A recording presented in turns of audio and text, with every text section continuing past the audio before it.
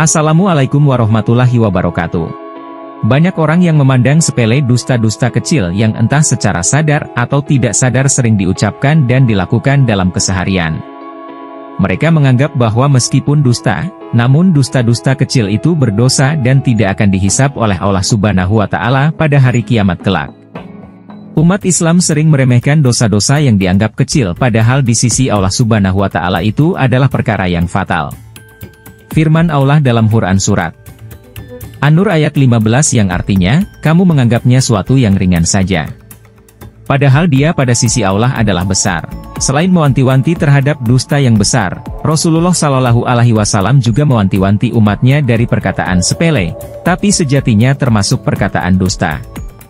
Di antara perkataan sepele tapi termasuk ke dalam dusta adalah: pertama, perkataan seseorang kepada anak kecil, aku akan memberimu.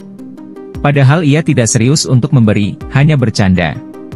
Ini termasuk dusta, sebagaimana diriwayatkan oleh Abdullah bin Amir radhiyallahu anhu, ia berkata, ketika masih kecil ibuku pernah memanggilku, sementara Rasulullah Shallallahu Alaihi Wasallam tengah duduk di dalam rumah kami. Ibuku berkata, hai kemarilah, aku akan memberimu. Rasulullah Shallallahu Alaihi Wasallam kemudian bertanya kepada ibuku, apa yang akan engkau berikan kepadanya? Ibuku menjawab, aku akan memberinya kurma. Rasulullah Shallallahu Alaihi Wasallam bersabda kepada ibuku, jika engkau tidak jadi memberikan sesuatu kepadanya, maka itu akan ditulis sebuah kedustaan. Hadis riwayat Abu Dawud. Kenyataan sering kita jumpai para orang tua ketika membujuk putra-putrinya untuk mau tidur siang atau untuk belajar diringi dengan iming-iming hadiah. Namun ketika putra atau putrinya lupa tentang hadiah yang telah dijanjikan, orang tua pun tidak memenuhi janjinya. Yang demikian dalam kacamata syariah termasuk kedustaan yang dilarang oleh Rasulullah Alaihi Wasallam. Secara tidak langsung orang tua menanamkan nilai-nilai negatif pada diri anak, yaitu nilai kedustaan. Maka jangan menyalahkan anak seandainya ia tumbuh menjadi anak yang gemar berdusta karena ada model pendusta yang ia saksikan setiap hari. Kedua, melawak dengan cerita-cerita bohong untuk membuat orang yang mendengarnya tertawa. Meskipun dimaksudkan sebagai gurauan, tetap saja berdusta tidak diperkenankan dalam agama. Nabi Muhammad, meskipun beliau adalah seorang utusan Allah, bukan berarti beliau selalu tampil serius di hadapan umatnya. Dalam banyak hadits diterangkan bahwa Rasulullah Alaihi Wasallam ternyata kadang-kadang juga bercanda di hadapan para sahabat sehingga membuat mereka tertawa, namun canda Rasulullah ternyata tidak lepas dari kebenaran dan kejujuran. Dalam hadits riwayat Ahmad dari sahabat Anas bin Malik diterangkan bahwa seorang laki-laki mengunjungi Rasulullah Alaihi Wasallam. Beliau membawanya ikut berkendara lalu Rasulullah berkata, kami akan memboncengkanmu di atas anak onta. Laki-laki itu heran dan bertanya, wahai Rasulullah, apa yang bisa aku lakukan dengan anak onta? Lalu Rasulullah Alaihi Wasallam bersabda, bukankah onta dewasa juga anaknya onta? Sahabat itu pun tersenyum dan sadar kalau Rasulullah bercanda. Imam Tirmidzi juga meriwayatkan bahwa seorang nenek-nenek datang kepada Rasulullah Alaihi Wasallam seraya berkata, wahai Rasulullah, berdoalah kepada Allah agar dia memasukkan aku ke sorga. Rasulullah pun berkata kepadanya, wahai ibu si Fulan, apakah engkau tidak tahu kalau di sorga itu tidak ada nenek-nenek? Nenek itu pun berpaling sambil menangis tanpa pamit kepada Rasulullah Alaihi Wasallam. Lalu Rasulullah berkata kepada para sahabat, katakan padanya bahwa kelak ia akan kembali menjadi gadis perawan di sorga. Karena Allah telah berfirman, sesungguhnya kami menciptakan mereka, bidadari-bidadari, dengan langsung. Dan kami jadikan mereka gadis-gadis perawan. Quran Surat Ar-Rahman, ayat 35-36. Dalam kondisi tertentu, Rasulullah ternyata juga bercanda. Apalagi tujuannya kalau bukan untuk mencairkan suasana dan membuat hubungan beliau sebagai pemimpin dengan sahabat tetap baik. Namun candaan Rasulullah tidak pernah berisi dusta. Berkata dusta ketika bercanda merupakan perbuatan dosa yang dikatakan oleh Rasulullah bisa mencelakakan seseorang. Beliau Shallallahu Alaihi Wasallam bersabda, celakalah orang yang mengatakan suatu perkataan untuk membuat orang-orang tertawa, padahal ia berbohong, celakalah ia dan celakalah ia.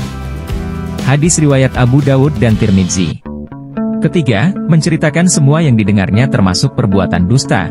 Sebagai seorang muslim, setiap informasi yang dia dapat seharusnya diverifikasi dan diteliti terlebih dahulu apakah informasi ini memang benar adanya.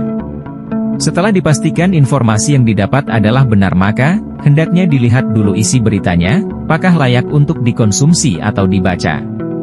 Kalau dinilai layak, berikutnya, apa perlu di-share atau disebar? Belum berhenti sampai di sini, tapi harus pula dipertimbangkan berbagai dampak kalau informasi itu disebar atau di-share.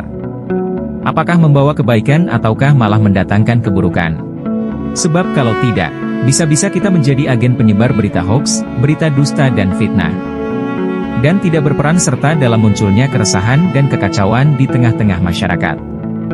Maka cukuplah kita renungkan peringatan Rasulullah alaihi wasallam. Cukuplah seseorang dianggap berdusta apabila ia menceritakan semua yang ia dengar. Hadis riwayat Muslim dan Abu Dawud. Selain ketiga hal di atas, Rasulullah juga mewanti-wanti kaum muslimin untuk berhati-hati dalam berprasangka. Diriwayatkan oleh Abu Mas'ud, Rasulullah Shallallahu Alaihi Wasallam bersabda, seburuk-buruk ucapan yang digunakan oleh seseorang sebagai kendaraan adalah ungkapan menurut sangkaan mereka. Hadis riwayat Abu Dawud, maksudnya adalah seseorang menyampaikan berita kepada orang lain hanya berdasarkan dari berita yang tidak jelas, atau sangkaan-sangkaan orang saja. Persoalan-persoalan di atas merupakan sesuatu yang sepele, tapi hukumnya haram, bahkan berdusta untuk membuat orang-orang tertawa merupakan dosa besar.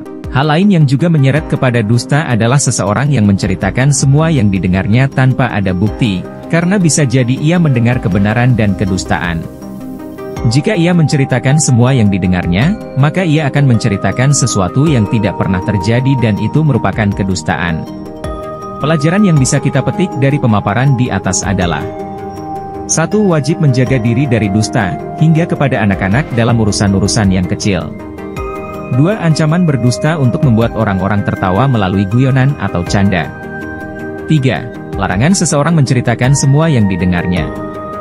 Karena bisa jadi ia mendengar kebenaran dan kedustaan, sehingga ia pun akan menceritakan sesuatu yang tidak pernah terjadi. Jangan lupa like dan komennya jika ada yang ingin berbagi juga informasi mengenai tema di atas.